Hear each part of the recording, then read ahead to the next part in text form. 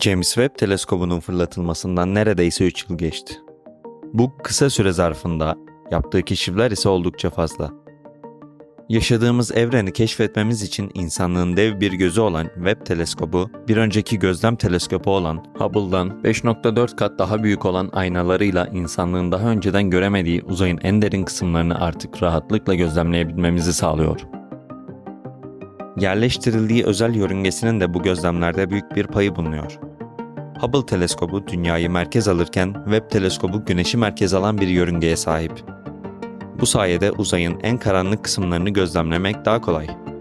Ayrıca kızıl ötesi lensleri sayesinde dış gezegenlerin atmosferinde bulunan molekülleri saptamak mümkün. O halde James Webb teleskobunun bugüne kadarki keşiflerinden bazılarını inceleyelim. Jüpiter'in uydusu Europa'da karbon kaynağı saptandı.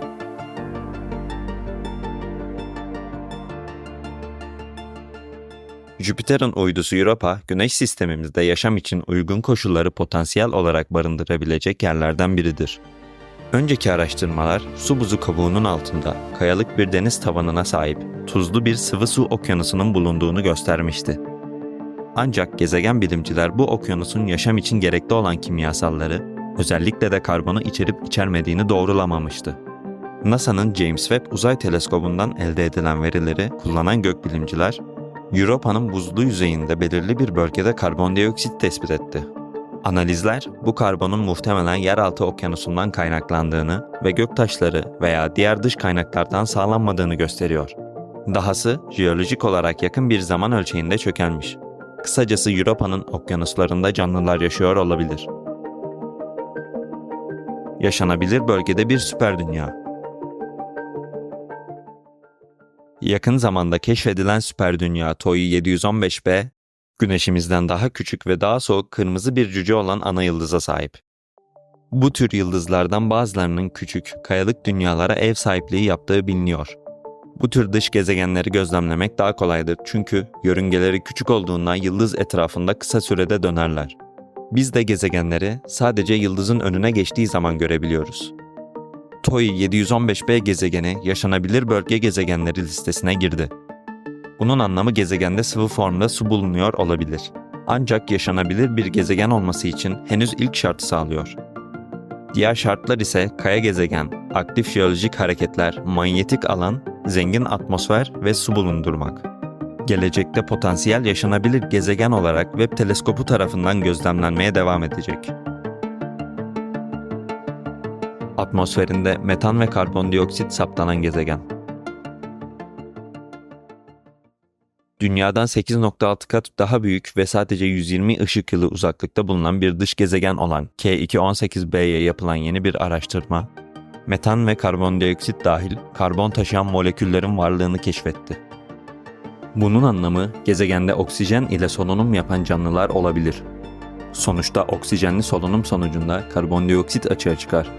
Ayrıca dünyamızda bulunan metanojen arkeler ise enerji metabolizmalarının bir sonucu olarak metan gazı üretirler. Bu keşif, K2-18b'nin hidrojen açısından zengin bir atmosfere ve okyanus kaplı bir yüzeye sahip olma potansiyeli olan bir öte gezegen olabileceğini, hatta yaşam barındırabileceğini gösteriyor. Gözlemlenmiş en eski yıldız. NASA'nın James Webb Uzay Teleskobu şimdiye kadar gözlemlenen en uzak yıldız olan Earendel'i tespit etti. Earendel, Güneşimizden 2 kat daha sıcak ve yaklaşık 1 milyon kat daha aydınlık. 12.8 milyar ışık yılı uzaklıkta olan bu yıldız, Big Bang'e yakın bir zamanı görebilmemizi sağlıyor. Big Bang'den itibaren evren şu anda 13.8 milyar yaşında. Buradan da görüyoruz ki Earendel oldukça eski bir yıldız. James Webb Teleskobu'nun bu yeteneği sayesinde belki de evrenin başlangıcı olan Big Bang olayına çok yakın zaman dilimini gözlemleyebileceğiz. Bu keşif erken evren hakkındaki anlayışımızı genişletiyor ve ilk nesil yıldızları tespit etme olanaklarını mümkün kılıyor. Gizemli bir gezegen. Webb teleskobu, galaksimizde yaygın olarak bulunan ancak pek bir bilgimizin olmadığı mini Neptün sınıfındaki bir gezegeni gözlemledi. GC 1214b olarak adlandırılan gezegen, Sıvı su okyanuslarını barındırmak için çok sıcak olsa da buharlaşan formdaki su hala atmosferinin büyük bir parçasını oluşturuyor olabilir. Maryland Üniversitesi'ndeki araştırmacılar gece ve gündüz arasındaki sıcaklık farkını hesaba katarak atmosferinde ağır moleküller bulunması gerektiğini ileri sürdüler. Bunun için su veya metan moleküllerinin gerektiğini söylediler. Ayrıca gezegenin insan standartına göre sıcak olmasına rağmen beklenenden çok daha soğuk olduğunu belirttiler. Bunun nedeni araştırmacıları şaşırtan alışılmadık derecede parlak atmosferinin onu emmek ve ısınmak yerine ana yıldızdan gelen ışığın büyük bir kısmını yansıtması olduğu belirtildi. James Webb Teleskobu bugüne kadar az önce saydıklarım gibi daha bir sürü keşif yapmış ama bana göre en ilginç olan 5 tanesi bunlardı.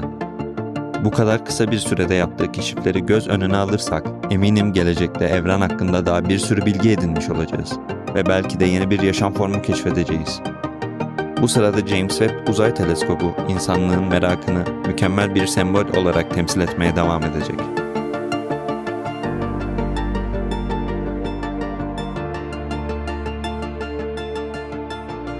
Bu videoda bahsettiğim konuların kaynaklarını açıklama kısmına ekliyorum. Bunlara benzer haberleri görmek isterseniz siz de paylaşacağım siteden takip edebilirsiniz. İzlediğiniz için teşekkürler.